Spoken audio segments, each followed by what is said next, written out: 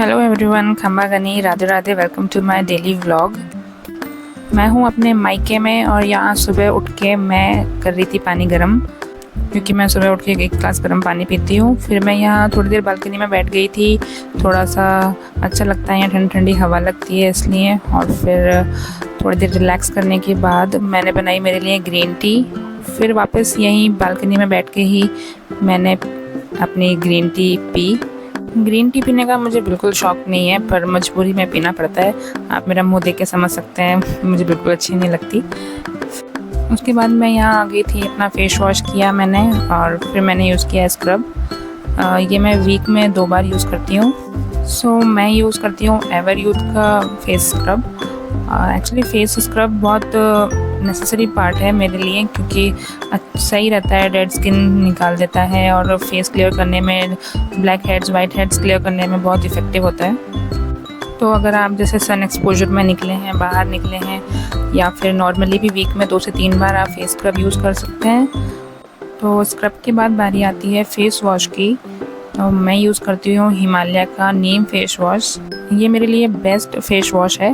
इसे यूज़ करते हुए मुझे 12 से 13 साल हो गए हैं और मुझे इससे बहुत फ़ायदा हुआ है इन पिंपल्स वगैरह सब रिड्यूस करने में। और इसके बाद नंबर आता है आइस रोलर का। तो मैं डेली आइस रोलर यूज़ करती हूँ फेस पे।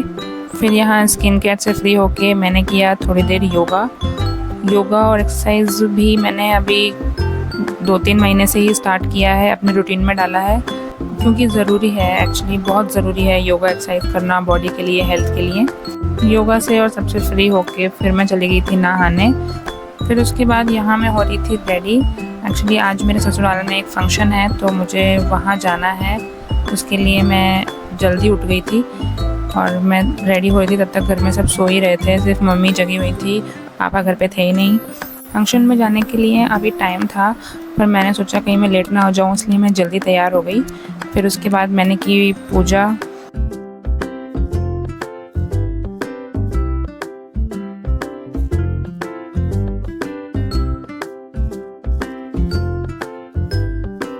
और फिर यहाँ मैं कर रही थी हनुमान चालीसा का पाठ। पूजा पाठ करके जब मैं उठी तो मुझे इतनी तेज़ भूख लग रही थी। फिर मैंने सोचा मैं फ्रूट्स कट करके यही खा लेती हूँ, क्योंकि मम्मी भी नीचे गए हुए थे कुछ काम से और बाकी सब सो ही रहे थे घर में। फिर तभी मुझे अचानक याद आया कि मैंने मेहंदी तो लगाई ही नहीं, क्योंकि ससुराल जा रही हूँ, ऊपर से फंक्शन में जा रही हूँ, तो मेहंदी तो ज़रूरी है। फिर मैं यहाँ बैठ के मेहंदी लगा रही थी जाने से जस्ट पहले।